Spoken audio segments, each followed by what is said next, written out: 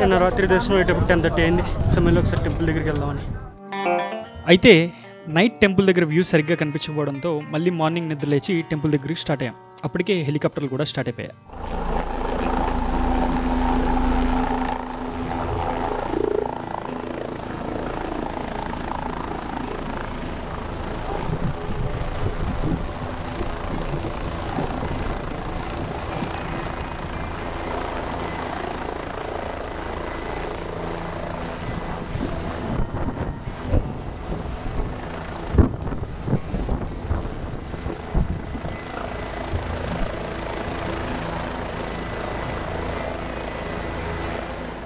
ఇక్కడ హైలైట్ ఏంటంటే హెలికాప్టర్లు ఆగడం పాపం, అందులో నుంచి దిగుతున్నారు, వెంటనే ఎక్కించుకుని ఎగిరిపోతున్నాయి, మళ్ళీ వెంటనే ఇంకో హెలికాప్టర్, ఇలా నిమిషాల్లోనే హెలికాప్టర్లు వస్తున్నాయి వెళ్ళిపోతున్నాయి. ఆ కింద చూడొచ్చు కూలిపోయిన హెలికాప్టర్ కూడా అక్కడే ఉంది.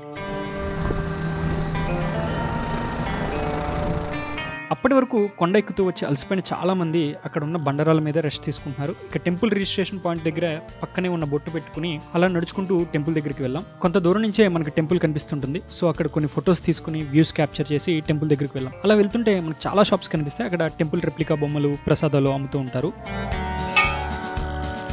ఫైనల్లీ డే టైంలో టెంపుల్ వ్యూ ఇలా ఉంటుంది. చాలా క్రౌడ్ ఉంది మేము వెళ్ళే టైంకి. మాకు ఆల్రెడీ నిన్న నైట్ దర్శనం అయిపోయింది కాబట్టి మేము రెండోసారి దర్శనానికి వెళ్ళే ఛాన్స్ రాలేదు. అప్పటికే మా ట్రెక్ లీడర్ కిందకి వెళ్ళిపోవాలంటూ కంగారు పెడుతున్నాడు. దీంతో టెంపుల్ బయట నుంచే కేదార్నాథ్ బాబాకి దండం పెట్టుకుని వెనకాల ఉన్న భీమశిల దగ్గరికి వెళ్తుంటే నేను ఒక విజువల్ చూసి భలే అనిపించింది.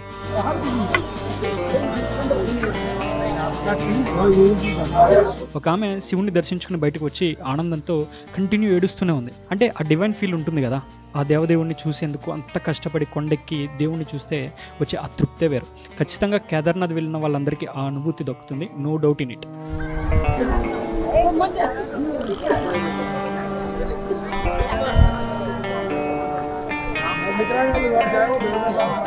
ఇదిగో ఇదే భీమశిల. 2013లో వరదలు వచ్చినప్పుడు ఈ పెద్ద బండరాయ ఆలయాన్ని కాపాడిందని చెప్తారు.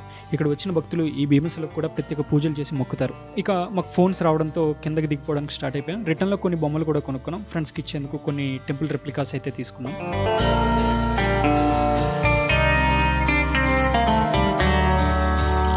మళ్ళీ మా క్యాంప్ సైట్ దగ్గరకు వచ్చి మా బ్యాక్ ప్యాక్ తీసుకుని కిందకి స్టార్ట్ అయిపోయాం. అయిపోయింది, దర్శనం అయిపోయింది. From Kedarnath to Gaurikund horse మీద వెళ్దామని ఫిక్స్ అయ్యాం. ఎందుకంటే నిన్న వచ్చి వర్షానికి తడిసి చాలా స్ట్రగుల్ అవ్వాల్సి వచ్చింది. అందుకని ఈసారి మ్యూల్కి వెళ్ళిపోదామని డిసైడ్ అయ్యాం. పెర్ హెడ్ 2350 అంట గవర్నమెంట్ రేటే. సో ఆ రేట్కే హార్స్కి వెళ్ళిపోదాం గౌరీకుండ్ వరకు అని మేము వాళ్ళకి మనీ పే చేసాం. నేను మా బ్రదర్ కాకుండా మా బ్యాచ్లో గౌతమ్ కూడా మ్యూల్ మీద వస్తా అన్నాడు. సో ముగ్గురం కలిసి మ్యూల్ మాట్లాడుకున్నాం. సో మాకు 3 గుర్రాలు కావాలి కాబట్టి వాళ్ళు డబ్బులు షేర్ చేసుకుంటున్నారు. నా కోసం గుర్రాన్ని రెడీ చేస్తున్నాడు. ఇక్కడ చూడొచ్చు చాలా గుర్రాలు ఉన్నాయి. వాటిలో తన గుర్రం ఏదో సెలెక్ట్ చేసుకుని మరీ తీసుకుని వచ్చాడు. గుర్రం అయితే ఎక్కేసా. ఇక్కడి నుంచి గౌరీకుండ్ వరకు జర్నీ ఫస్ట్ టైం నేను లైఫ్లో గుర్రం కూడా. చూద్దాం జర్నీ ఎలా జరుగుతుందో. నేనైతే స్లోగానే తీసుకెళ్ళమని చెప్పా. ఇక్కడ వీళ్ళు పరిగెట్టి ఇచ్చేస్తారు గుర్రాలని, కొడతారు కూడా, క్రూయల్గా బిహేవ్ చేస్తారు. అది ఏమి చేయనంటేనే నేను గుర్రం ఎక్కుతా అని చెప్పా. బట్ అన్నిటికీ ఓకే అన్నాడు.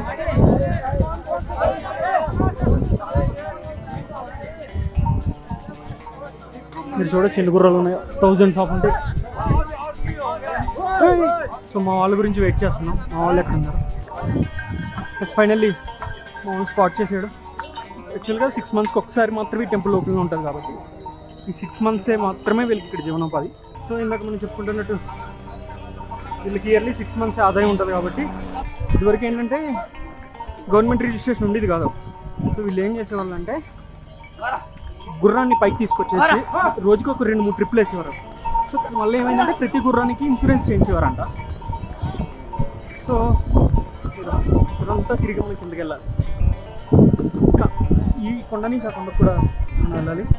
సో రోజుకి 2-3 ట్రిప్లు వేసేసి అప్పటికి ఇవి చనిపోయి ఆ డబ్బుల కోసం వీటిని బాగా క్రూయాలిటీ చేసేవారు. అయితే గవర్నమెంట్ ఏం చేసిందంటే మనం ఈ మ్యూల్ ఎక్కాలంటే ఖచ్చితంగా ఎవరో సైకిల్ వేసుకొచ్చారు.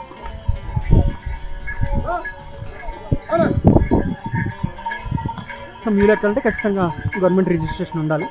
అలా అయితేనే మ్యూల్ ఎక్కనిస్తారు. సో దీనివల్ల రోజుకి ఒక ట్రిప్ అవుతుంది గుర్రాలకి. వీళ్ళు మెయిన్ రోడ్ మీద తీసుకెళ్తారు, షార్ట్ కట్లో తీసుకెళ్తారు.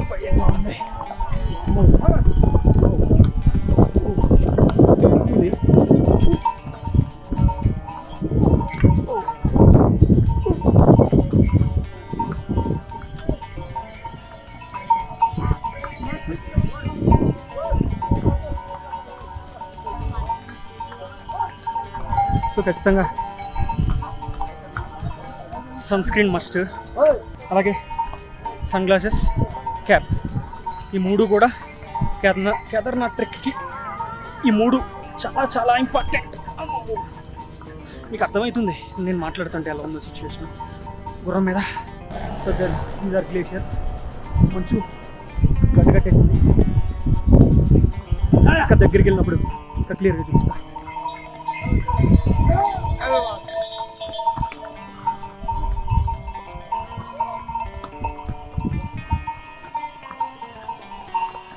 యాక్చువల్గా మన ట్రక్ లీడర్ అయితే బాగా భయపెట్టేశాడు. పైన చాలా చల్లి ఉంటుంది, thermals, jacket, socks, 2 layer socks అన్నీ చెప్పాడు. కానీ ఏమో మేము ట్రక్ చేయడం వల్ల బాడీలో హీట్ జనరేట్ అయిందో ఏంటో తెలియదు, కానీ మాకైతే అంత చలి అనిపించలేదు. ఈవెన్ ఇప్పుడు కూడా ఇలాంటి థర్మల్స్ ఏం లేకుండా నార్మల్ క్లోతింగ్ తోటే దిగిపోతున్నాము. ఏమో సమ్ టైమ్స్ మిడ్ నైట్స్ ఉండొచ్చు. మేము నిన్న నైట్ 3 degrees ఉంది. ఈరోజు మార్నింగ్ మేము లేచినప్పుడు 4, ఇందాక 7 degrees ఉంది. కానీ వాటర్ అయితే మాత్రం చాలా కూల్గా ఉన్నాయి. వాటర్ తగలగానే చేతులు ఫ్రీజ్ అయిపోతుంటారు కదా, ముద్దుబారిపోతుంటారు కదా, అలా ముద్దుబారిపోయి నిన్న దానికి తోడు వర్షంలో కూడా తడిచా. అది నాకు చాలా భయం వేసింది.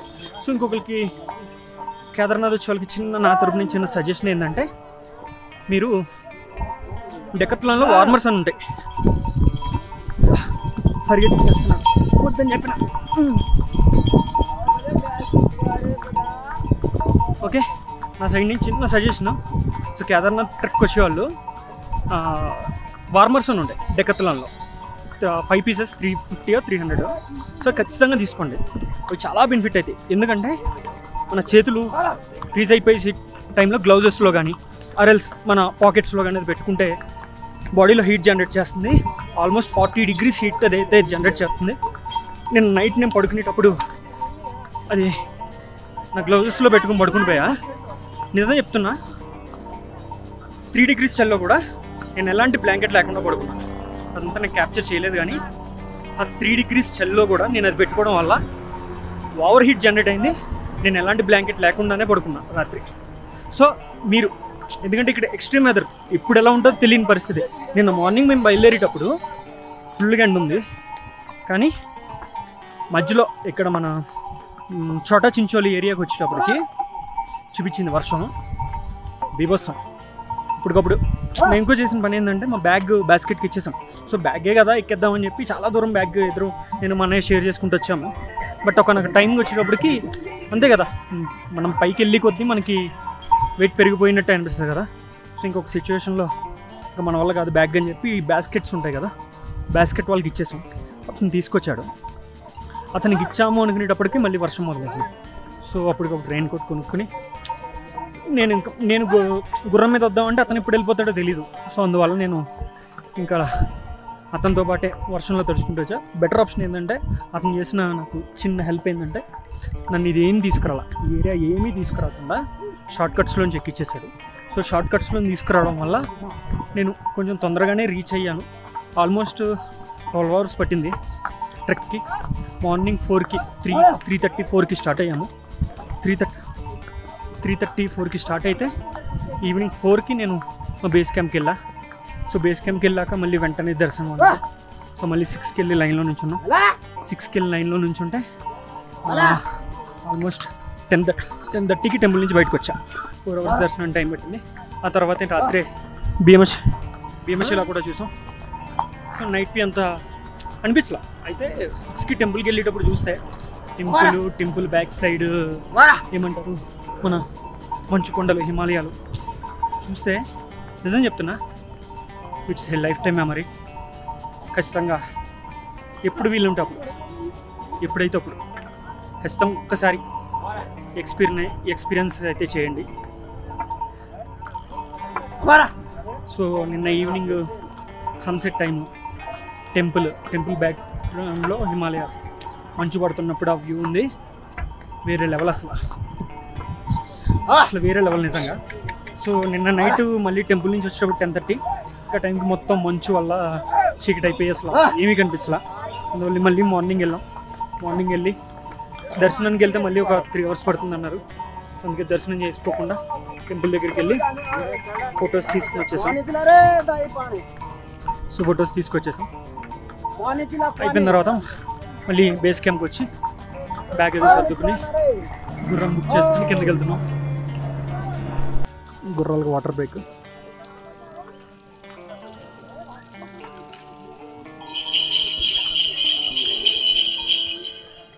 ఆఫ్టర్ వాటర్ బ్రేక్ మళ్ళీ నా గుర్రం జర్నీ స్టార్ట్ చేసింది.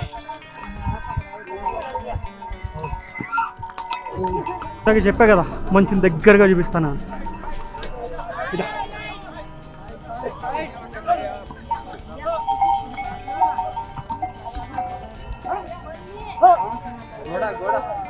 ఇదా ఇదే మంచు కరిగిపోయి ఆడుకుంటున్నారు కూడా మంచుతో.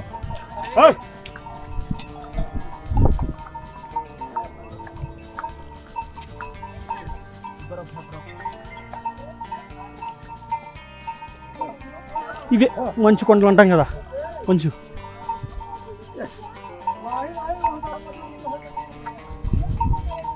మంచు గడ్డ కట్టేసింది. కొంచెం మంచు కూడా కరుగుతోంది. ఎప్పుడో బుక్స్లోనో సినిమాల్లోనో వీడియోస్లోనో చూడడం డైరెక్ట్ ఇంత మంచి ఎక్స్పీరియన్స్ చేయడం అయితే first time. Complete steep. So అందుకే చాలామంది ఇదో నేను షార్ట్ కట్స్ వాడతారు.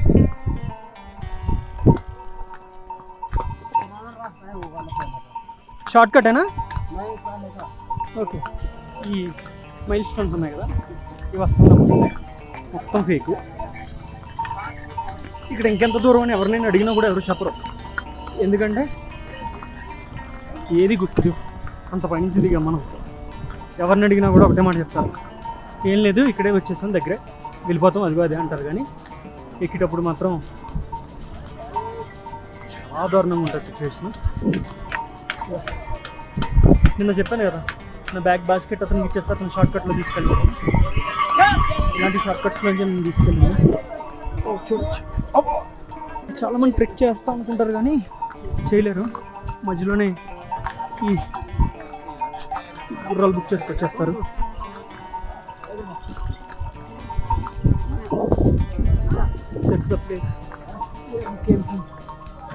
గుర్రాల మీద వెళ్ళేటప్పుడు మెయిన్ ప్రాబ్లం ఏంటంటే అవి గెంతుతూ ఉంటాయి. అంతేకాదు మన కాళ్ళు కూడా అక్కడ నడుస్తూ వెళ్ళే వాళ్ళకి తగలడం లేదా డోలీ మీద వెళ్ళే వాళ్ళ రాడ్స్ తగలడం జరుగుతుంటాయి. సో గుర్రం ఎక్కినప్పుడు చాలా జాగ్రత్తగా వెళ్ళాలి.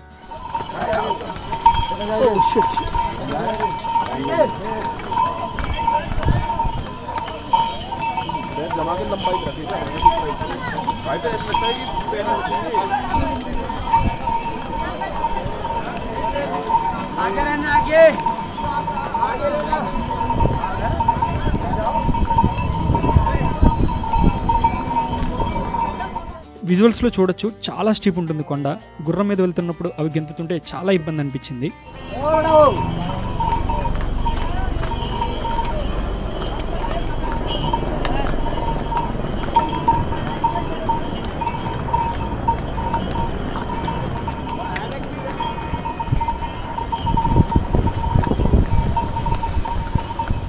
మనకి మధ్యలో చాలా వాటర్ ఫాల్స్ కూడా కనిపిస్తాయి. ఇక అలసిపోయిన చాలా మంది వాళ్ళు తెచ్చుకున్న వాటర్ బాటిల్స్లో ఈ నీటిని నింపుకుని తాగుతూ ఉంటారు. కొండ మధ్యలో రాళ్ళు తేలిపోవడం వల్ల ఎక్కే వాళ్ళకి దిగే వాళ్ళకి చాలా ఇబ్బంది అవుతుంది. అదే టైంలో గుర్రాలు కూడా పరిగెత్తుంటాయి. దీంతో డోలీ వాళ్ళకు చాలా ఇబ్బంది అవుతుంది. అందుకే ఒక్కోసారి కొన్ని ఏరియాస్లో ట్రాఫిక్ జామ్ కూడా అవుతుంటుంది.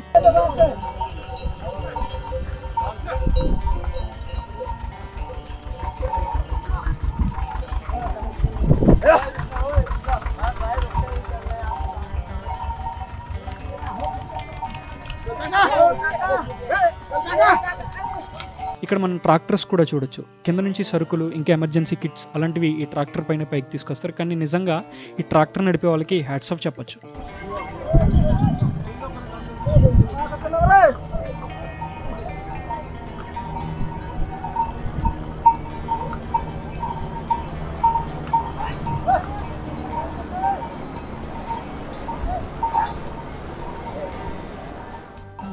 కేదార్నాథ్ గ్రౌండ్ ట్రెక్ చాలామంది మేము తీసుకోవడంలో అంటే పర్సన్ ప్రిఫర్ చేశారు. సో దీనివల్ల కొన్ని జంక్షన్స్లో ట్రాఫిక్ జామ్ కూడా అవుతుంది. ఇక్కడ ఏంటంటే మనుషులు నడుచుకుంటూ వస్తారు, కొంతమంది పల్లకిలో వస్తారు, కొంతమంది బాస్కెట్లో వస్తారు, కొంతమంది మిగిలి మీద వస్తారు. అయితే ఇక్కడ ఏంటంటే గుర్రం నడిపించే వాళ్ళు అసలు పట్టించుకోరు, గుద్దుకుంటూ పోవడం. ఈవెన్ బాస్కెట్లో ఇంతమంది ఇలా బాస్కెట్లో తీసుకెళ్ళిన వాళ్ళని కూడా లేదు, వీళ్ళు గెంటుకుంటూ వెళ్ళిపోవడమే గుర్రంతో. చాలామందికి దెబ్బలు కూడా తగులుతున్నాయి. వీళ్ళు కూడా చెప్తున్నారు జామ్ అయింది హార్సెస్ వల్ల అని.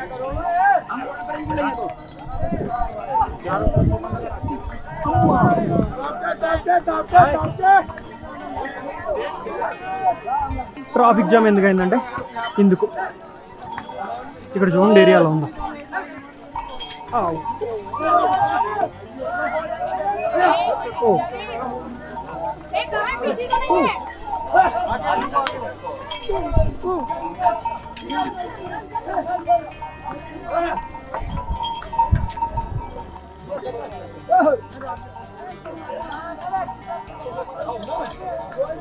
బై ద వే చెప్పడం మర్చిపోయా, మీరు కేదార్నాథ్ ట్రెక్ చేసేటప్పుడు ఖచ్చితంగా ఒక వాటర్ బాటిల్ అయితే క్యారీ చేయండి. ఎందుకంటే మనకి 1 లీటర్ వాటర్ బాటిల్ 20 రూపీస్, కొంచెం ముందుకు వచ్చాక గౌరీకుండలో 50 రూపీస్, ట్రెక్ మధ్యలో 80 రూపీస్, టెంపుల్లో అయితే 100 రూపీస్. సో ఇంకో చిన్న సజెషన్, వాటర్ ఎక్కువ తాగద్దు, జస్ట్ గొంతు తడుపుకోండి అంతే. ఎందుకంటే ట్రెక్ చేసేటప్పుడు మన బాడీ కూడా చాలా హీట్ని ప్రొడ్యూస్ చేస్తుంది. లిప్ బామ్ ఒకటి మ్యాండేటరీ. సో ఓఆర్ఎస్ పట్టుకెళ్ళండి, ఓఆర్ఎస్ ప్యాకెట్స్ ఉంటాయి కదా, వాటర్ పౌడర్, ఆ ప్యాకెట్స్ తీసుకెళ్ళి వాటర్లో కలుపుకోండి. ఇప్పుడు ఇక్కడ డ్రింక్ బాటిల్స్ ఉన్నాయి కదా, ఈ డ్రింక్ బాటిల్స్ ఒక్కొక్కటి వచ్చి ఒకళ్ళు 50కి అమ్ముతున్నారు, ఒకళ్ళు 80కి అమ్ముతున్నారు. సో బెటర్ మీరు ఓఆర్ఎస్ ప్యాకెట్స్ తెచ్చుకుని వాటర్ బాటిల్ క్యారీ చేయండి ఖచ్చితంగా. ఈవెన్ ఎక్స్ట్రా లగేజ్ ఏమైనా ఉంటే కింద సోన్ బ్రేక్లో క్లోక్ రూమ్స్ ఉంటాయి, క్లోక్ రూమ్స్లో పెట్టేసి మీరు కావాల్సింది అంటే మినిమం మనకు కావాల్సినవి ఏంటంటే 1 pair of క్లోత్స్, అలాగే thermals, jacket and raincoat అన్నది మ్యాండేటరీ. ఎందుకంటే ఎప్పుడు వెదర్ ఎలా ఉంటుందో తెలీదు. సో ఇవి మ్యాండేటరీ. ఇవి ఒక బ్యాగ్లో పెట్టుకుని ఒక వాటర్ బాటిల్ 1 or 2 అంటే మీ పరువుని బట్టి, సో దాన్ని బట్టి తెచ్చుకోండి. ఖచ్చితంగా వాటర్ బాటిల్ అయితే ఉండాలి. అప్పటి వరకు మా అన్నయ్య వాళ్ళతోనే వచ్చా, కానీ మా వాడు ఇంకా స్పీడ్గా తీసుకెళ్ళి వాళ్ళని క్రాస్ చేసేసాడు.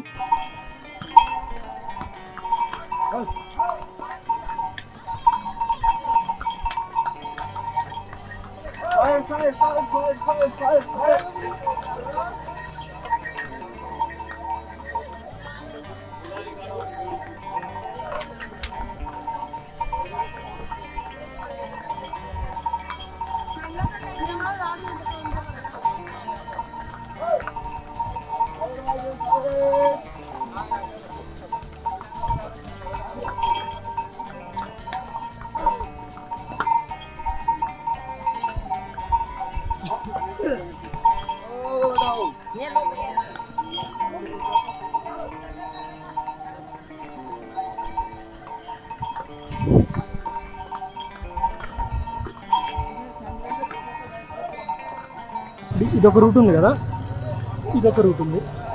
ఇది ఓన్లీ గుర్రాలకు మాత్రమే రూట్. ఇది ఇటు వాకింగ్ అలౌ చేయరు, ఎందుకంటే చూపిస్తా, కంప్లీట్ స్టీప్ ఉంటుంది.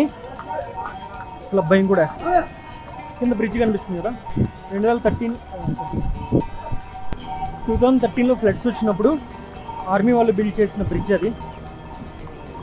ఆ పక్కనేమో మనుషులు బై వాక్ చేసే వాళ్ళకి, ఈవే వచ్చి గుర్రాల మీద వచ్చే వాళ్ళకి కంప్లీట్ స్టీప్ ఉంటుంది. అందుకని అదొక వే, ఇదొక వే. చూపిస్తాం. చూసారు కదా, ఇప్పటివరకు అసలు ఎండే కనిపిస్తుంది. ఇప్పుడు చూడండి ఎంత ఎండ ఉందో. పైన టెంట్లు కనిపిస్తున్నాయి కదా, బాగా టాప్లో. అక్కడి నుంచి వచ్చాం ఇప్పుడు మనం. వ్యూ అయితే వేరే లెవెల్. ఇక మధ్యలో గంగా నది పారుతుంది.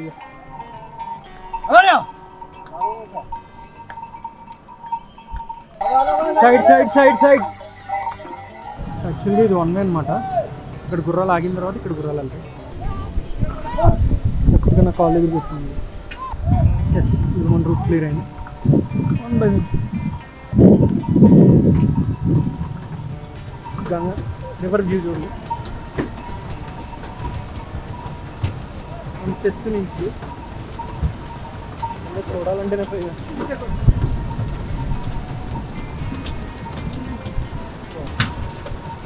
Just literally wow.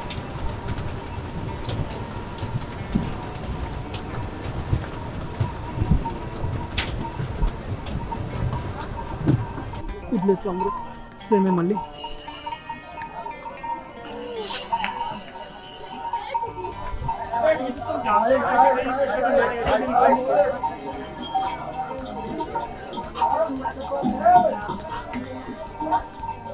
అంటే మనం మ్యూల్స్ మధ్యలో కూడా బుక్ చేసుకోవచ్చు. అక్కడ దూరం నడిచి ఇంకా నడవలేము అనుకుంటే అక్కడి నుంచి కూడా మ్యూల్స్ ఉంటాయి, మధ్యలోంచి కూడా. నిన్న మా బ్యాచ్లో వచ్చిన చాలామంది అలాగే మధ్యలోంచి మ్యూల్ బుక్ చేస్తున్నారు.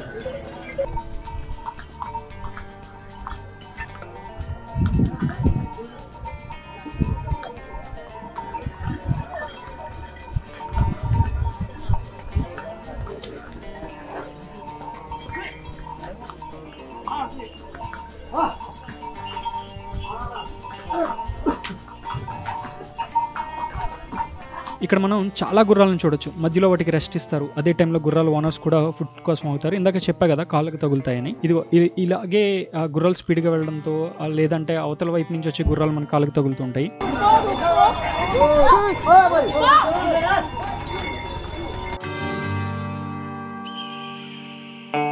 మా గుర్రం ఓనర్ కూడా తినడానికి ఆగుదామని ఒక చిన్న షాప్ దగ్గర ఆపాడు. తను కూడా రైస్ ఏదో తీసుకున్నాడు. నేను మాత్రం డ్రింక్ తాగుతా అన్న. వాళ్ళకి ఫుడ్కి కూడా మనమే పే చేయాల్సి వస్తుంది. ఆ 2350లో కాకుండా వాళ్ళ ఫుడ్కి కూడా మనం ఎక్స్ట్రా పే చేయాలి. ఇంకా తిన్న తర్వాత మళ్ళీ కిందకి స్టార్ట్ అయిపోయాం.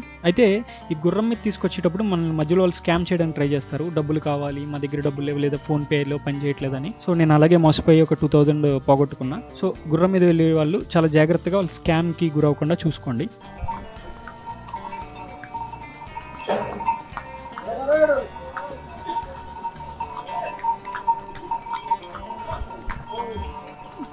ఇంకా కొండ ఎక్కేటప్పుడు దిగేటప్పుడు కూడా చాలా ఫుడ్ స్టాల్స్ ఉంటాయి. ఎక్కువగా ఫ్రూట్స్, డ్రింక్స్, రైస్, మ్యాగీ ఇలాంటి ఫుడ్ ఆప్షన్స్ ఉంటాయి. అలానే మధ్యలో హెల్త్ క్యాంప్స్ కూడా ఉంటాయి. చాలామందికి హై ఆల్టిట్యూడ్ వెళ్ళేటప్పటికి ఆక్సిజన్ అందదు. అలాంటి వాళ్ళ కోసం అక్కడ ఆక్సిజన్ క్యాన్స్ కూడా అమ్ముతారు. సో ఎవరికైనా బ్రీతింగ్ ప్రాబ్లం ఉంటే ఆ ఆక్సిజన్ క్యాన్ తీసుకోవచ్చు. ఫైనల్లీ నేను నా గుర్రం మీద గౌరీకుండ అయితే వచ్చేసా. ఇక్కడ వాడు ఏం చేశాడంటే నేను పెట్టుకున్న క్యాప్ని మధ్యలో తీసి గుర్రం మీద పెట్టా. వాడు నెమ్మదిగా తీసి వాడు బ్యాగ్లో పెట్టేసుకున్నాడు, నాకు తెలియదు అనుకుని. సో నేను దిగిన తర్వాత నా క్యాప్ ఏది అని అడిగితే ఆ క్యాప్ ఎక్కడుంది అని చెప్పి వెతుకుతున్నట్టు కొంచెం ఓవర్ యాక్షన్ చేశాడు. తీరా చూస్తే వాడు బ్యాగ్లో ఉందని చెప్తే వాడి బ్యాగ్లో తీసి అప్పుడు నాకు ఇచ్చి థ్యాంక్స్ చెప్పాడు. హెడ్ క్యాప్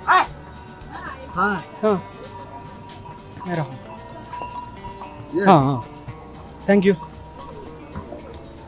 इसका नाम भागवत. Thank you. ఇంకా కిందకు వచ్చి నేను మా అన్నయ్య వాళ్ళ కోసం వెయిట్ చేశాను. ఆల్మోస్ట్ ఒక 40 మినిట్స్ వెయిట్ చేసిన తర్వాత వాళ్ళు నా దగ్గరకు వచ్చారు. వాళ్ళతో కలిసి ఇక సోన్ప్రయాగ్ స్టార్ట్ అయ్యాం. ఆల్రెడీ పార్ట్ 1లో చెప్పా కదా, గౌరీకుండలో కూడా మనకి చాలా షాప్స్ ఉంటాయి. జాకెట్స్, షూస్, రెయిన్ కోట్స్ అన్నీ కూడా అక్కడే దొరుకుతాయి అని. సో లగేజీ ప్రాబ్లం ఉంది అనుకున్న వాళ్ళు ఇక్కడికి వచ్చే డైరెక్ట్ గౌరీకుండలో అయితే ఇవి మనం కొనుక్కోవచ్చు. గౌరీకుండ నుంచి సోన్ప్రయాగ్ వెళ్ళడానికి అక్కడ లోకల్ వెహికల్సే ఉంటాయి. సో మన ఓన్ వెహికల్స్ అక్కడ దాకా అలౌ చేయరు. సో లోకల్ వెహికల్స్లోనే వెళ్ళాలి. లేదు అంటే గౌరీకుండ టు సోన్ప్రయాగ్ కూడా మనం నడుచుకుంటూ వెళ్ళొచ్చు. అయితే ఆ వెహికల్స్ కోసం చాలా పెద్ద లైన్ ఉంది. ఆల్మోస్ట్ మేము 2 to 3 hours లైన్లో వెయిట్ చేశాక మా వెహికల్ వచ్చింది. సో వెహికల్ ఎక్కిన తర్వాత కిందకి స్టార్ట్ అయ్యాం. ఈ జర్నీ అయితే చాలా డేంజర్గా ఉంటుంది. ఎందుకంటే ఒక పక్క కొండ, ఒక పక్క లోయ. చిన్నగా స్లిప్ అయినా కూడా 2 వెహికల్స్ కొలైడ్ అవ్వడం అవుతుంది, లేదంటే కొండని రాసుకుంటూ వెళ్ళిపోవడం జరుగుతూ ఉంటుంది. కానీ నిజంగా ఎలాంటి ప్రాబ్లం లేకుండా అక్కడ డ్రైవర్స్ డ్రైవ్ చేస్తుంటారు. వాళ్ళకు కూడా మనం హ్యాట్స్ ఆఫ్ చెప్పాలి.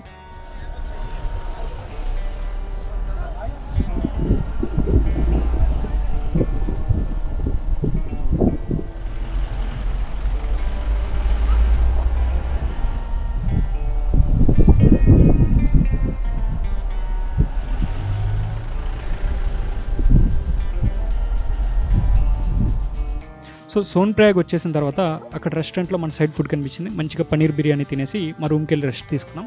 So next day Badrinath start అయిపోయాం.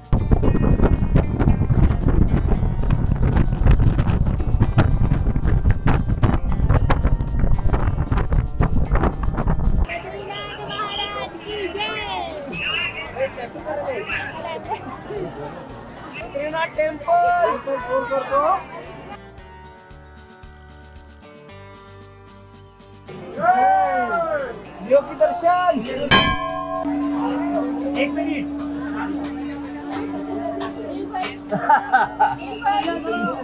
अरे यार ini tak bisa bukti ini, mereka kuru pak. Dर्शन ले लो ऑटो।